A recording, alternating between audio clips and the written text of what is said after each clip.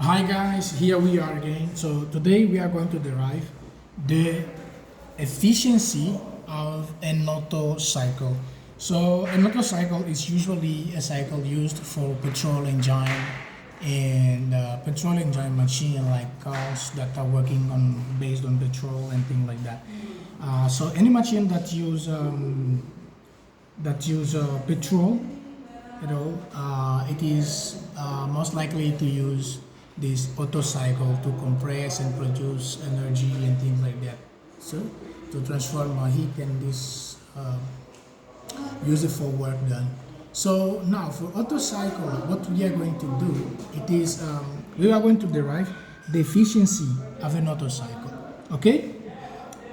Now first, this is an Otto cycle. This is also called a constant volume cycle.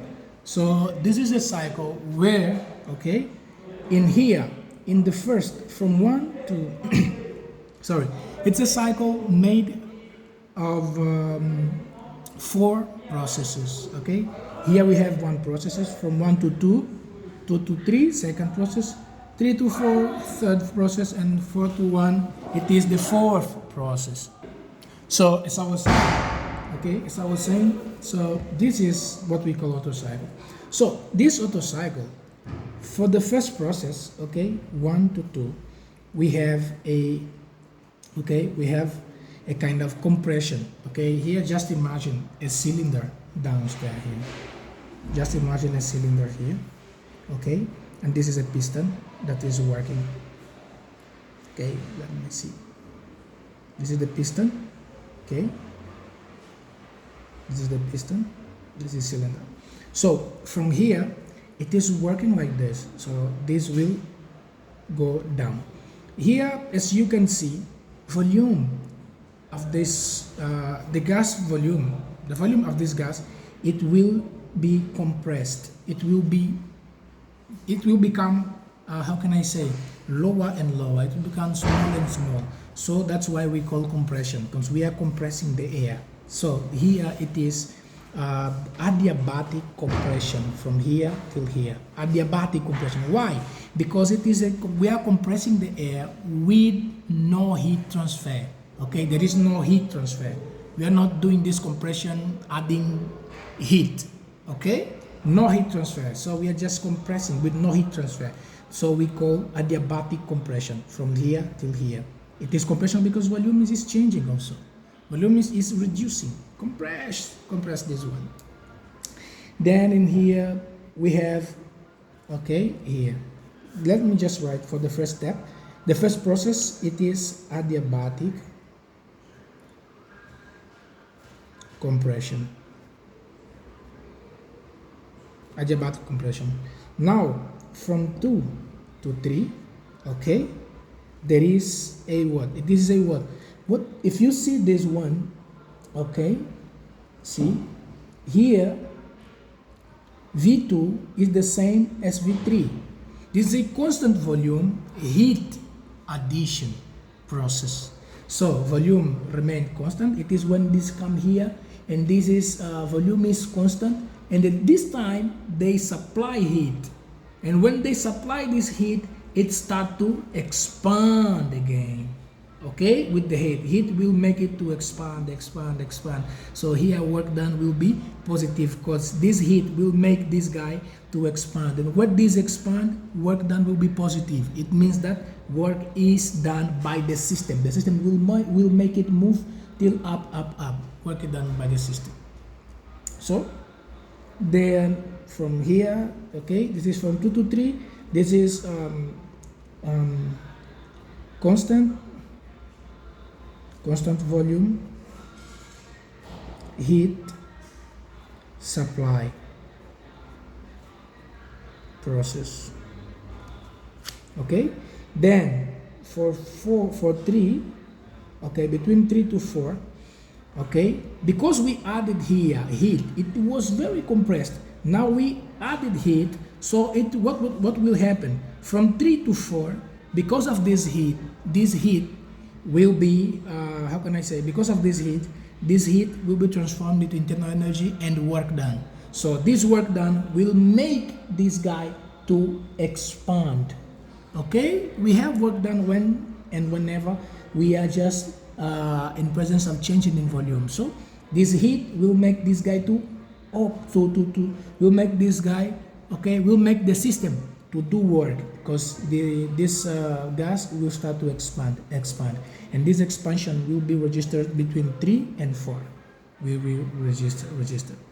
Okay, here in the first step, compression, is done in the system. That's why you see here it is descending.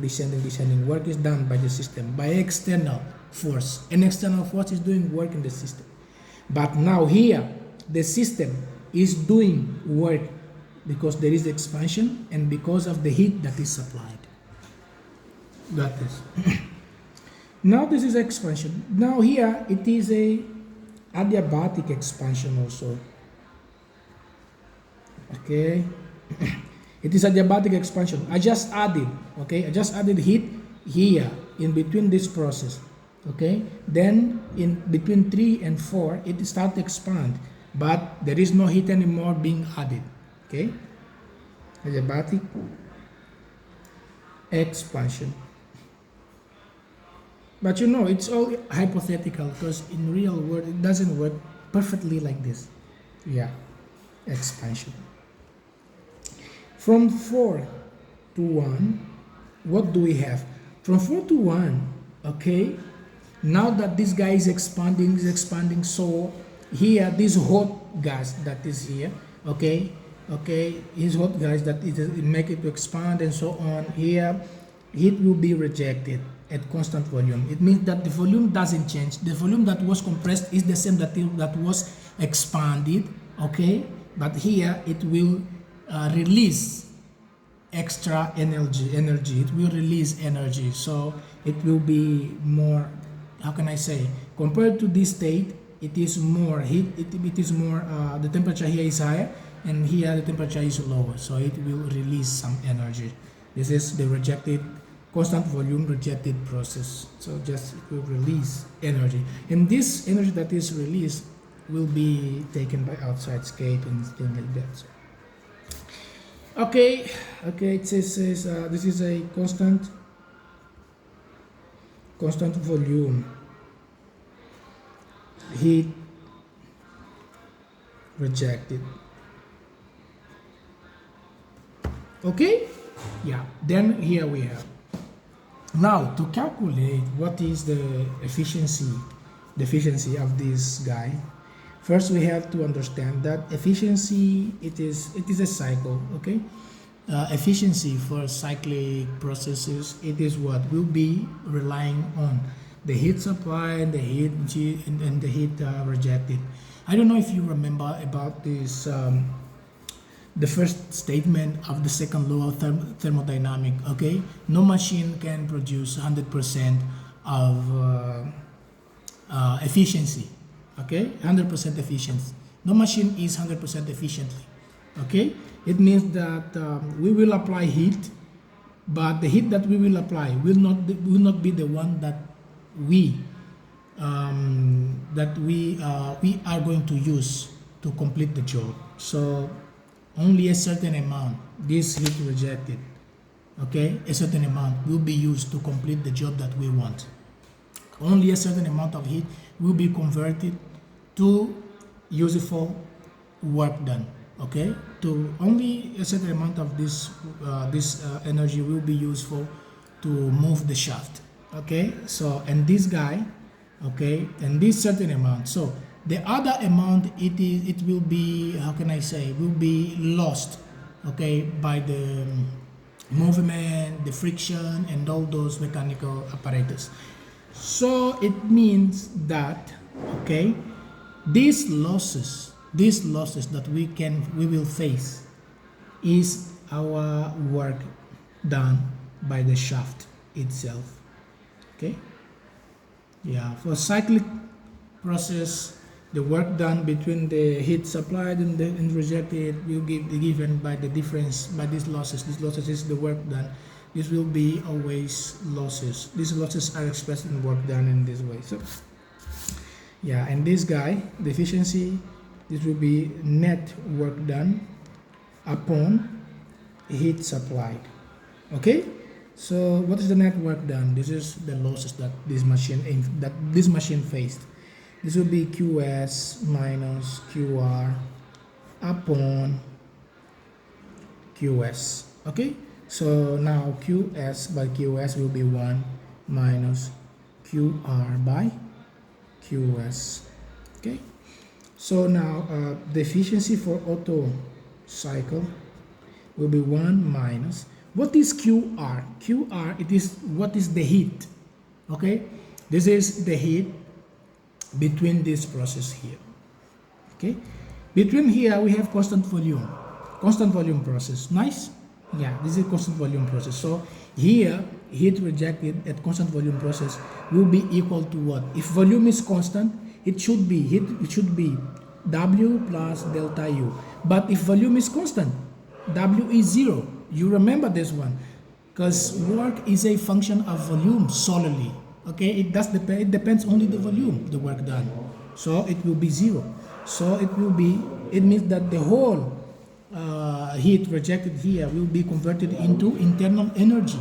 And what is this? This is mCV delta T. So here it will be mCV delta T. And here what is the T for the first process? 4 and 1. So it will be T4 minus, T1, okay, T1 minus T4, okay, the first and the last, T1, this will be, okay, for the first one, this is the first one and the second one, T4, okay, T4 minus T1, okay, all upon this. And if you look at this one, this will be T4 upon T1, okay, T4 upon T1, but yeah, oh no, sorry, the last here, it is T1, this is the last and this is the beginning, okay, you just have to take out like this one, this is T4, okay, and this is T1, okay, just, sorry, let me just inlay this one, okay, this one will be equal to 1 minus, the first is this, the last is this, okay, so it will be T4 minus T1, okay, upon, this is the first and this is the last. Then we will have this one, so this is mCV, okay, mCV delta T, this is this one, mCV delta T, here delta T will be the second, okay, the last temperature and the first temperature, just like this one, okay, then upon the same mCV, here it will be the same from here, T2 minus T3, okay, T3 minus T2, okay. Why mCV delta T? Because here volume is constant, so volume is constant, all the energy will be equal to internal energy, so you can just write down this one, okay, all right, okay. Now that we know this guy, it is 1 minus mCV, then T4 minus T1 upon mCV T3 minus T2, okay.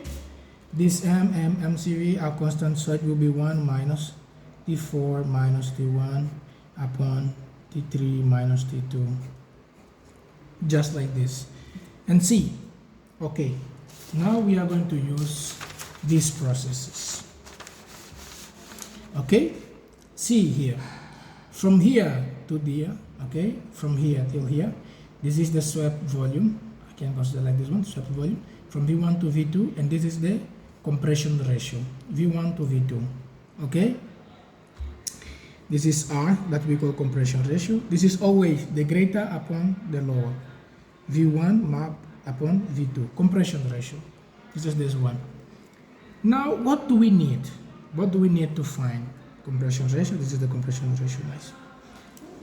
Okay, the second part, now we have to find what is T1, what is T1, T2, T3, and so on. Now here we can find what is between T1 and T2, okay? Let me find T1 and T2. So, from T1 and T2, this is a reversible adiabatic process. So, for adiabatic process, we will have the T1 and T2, we have it is adiabatic process. So for adiabatic process, do you remember the relation between PVT, but the relation between temperature and volume? Yes, we remember. This is TV, okay, TV gamma minus 1 equal to C. Okay, from here we can just find what is the relation between T1 and T2. See, it will be T1 V1 gamma minus 1 equal to T2 V2 gamma minus 1. Okay, from here you can find this T2, go there. So what we will have? We will have this V2 comes here, T2 goes there. Here I got V1 upon V2, gamma minus 1 is equal to T2 upon T1. Okay, from here we know V1 upon V2, it is what? Compression R, it is the ratio. Okay, ratio R. So we just can change this one to the ratio. So it means that T2 is equal to T1, just go there, T1 time V1 upon V2, gamma minus 1. So what does it mean? It means that T2 is equal to T1 and here ratio gamma minus 1. Grab this expression. Now I know what is T2. Okay? Let us find now what will be T3. Okay? To find this one. Yes, T1. Now that we know what is T2, okay? What's the next step? Okay, I have to find what is T4 and also what is T3. Okay, let us find T3. T3 will be found. Okay, will be found. T3 will be found in between this process, between this and this. We know that here the volume is constant. For volume constant, what is the relation between temperature and this guy? What is the PVT relation for constant volume? It is T3, okay, T3 upon T2 will be equal to P3 upon P2. This is the relation between this in this process. Is that okay? Yeah. Relation with this one, because here volume is constant. Okay? Here volume is constant. So what should we write in this case? Okay? What should be it in this case? So here we know T3 upon T2. Okay? T3 upon T2. What is T2? That's the point. What is T3? Sorry. What is T3? Not T2. Sorry. Okay? In this way, no, sorry. In this way we cannot find this one. We will bring up this one. Sorry. Adiabatic process. Okay? Pick up to find T3. Okay? We know what is T2. Now to find T3. Sorry, T3. T3 you will pick up from here, from this process here. From the process 3 to 4. 3 to 4. It is what? It's adiabatic expansion. Okay? Okay, so for process 3 to 4, you will take what is T3. So for adiabatic expansion, we have the same formula, but this is between T3 and T4, right? So we can just calculate this one also. We can also find what is this for adiabatic. Okay, then from here, from the process 3 to 4, okay, this one we have, just to clarify something here, this one we use to find T2, we use what? The process, the first adiabatic compression, okay? The first adiabatic compression we have to find T2. And to find T3, we use this one, the second. This is the adiabatic expansion. Okay, let me just go down this one. So this is from 1 to 2 process. Just to clarify here. Okay. 1 to 2 here, process 2 to 3. So what we will have, apply the same rule. So here I've got T3, V3, gamma minus 1 is equal to T4, V4, gamma minus 1. Now see, I know that here we have a constant volume process from here. 2 to 3, constant volume process. 1 to 4, constant volume process. It means that V2 is equal to V3 and V1 is equal to V4. Okay, it's the same. So what will I get? I just take out this one, go there, and this one go there. It's up on you. Okay, this one 4. Okay, this one T4 come here, T3 go there, and T4 this T3 V3 goes down and T4 goes down. It will be T3 upon T4 is equal to V4 upon V3 all raised to gamma minus 1. Now I know V1 is equal to V4 and V3 is equal to V2. Just substitute. What will you get? T3 will be equal to T4 times V1 upon V2 gamma minus 1. What is V1 upon V2? V1 upon V2, it is T4. V1 upon V2 will be the ratio. It is the ratio. Nice? It's the ratio. Ratio minus 1. So here we have T3 is equal to T4, okay, ratio gamma minus 1. Gamma minus 1. Okay? Yeah, just in this way. Okay, and T3 ratio gamma minus 1. Yes, yeah, and here it is this one. So what we have to do, we'll just to pick up this expression, okay, double star, and this another one, star, okay, pick up this, and substitute in this formula. Okay, this is what we are going to do next. Okay, check, just checking here.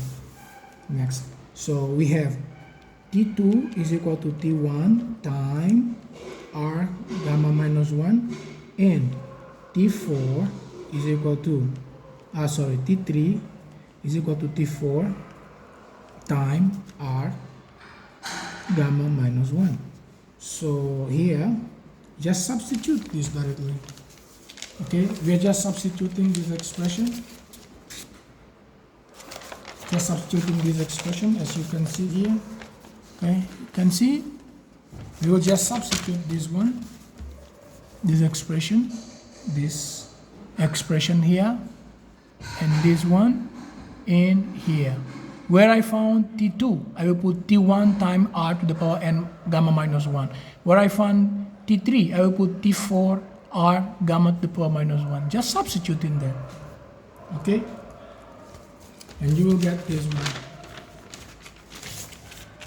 Okay, I will substitute in this 1 minus, and here you will get T4 minus T1, and here you will get T3 minus T2.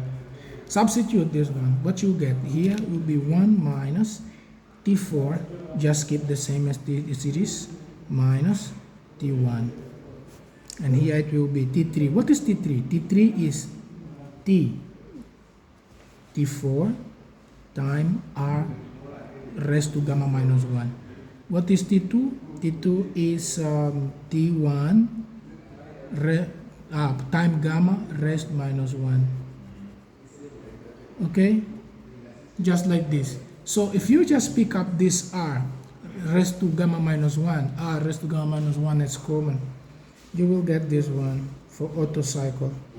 This one will be 1 minus, okay, T4 minus T1 upon r raised to gamma minus 1, and here it is t4 minus t1, this one, just like this. So this is the same as this. So this will be 1 minus 1 upon ratio r gamma minus 1 raised to gamma minus 1 time 100%. Okay, this is the Otto cycle standard efficiency. Okay, Otto cycle standard efficiency, this one.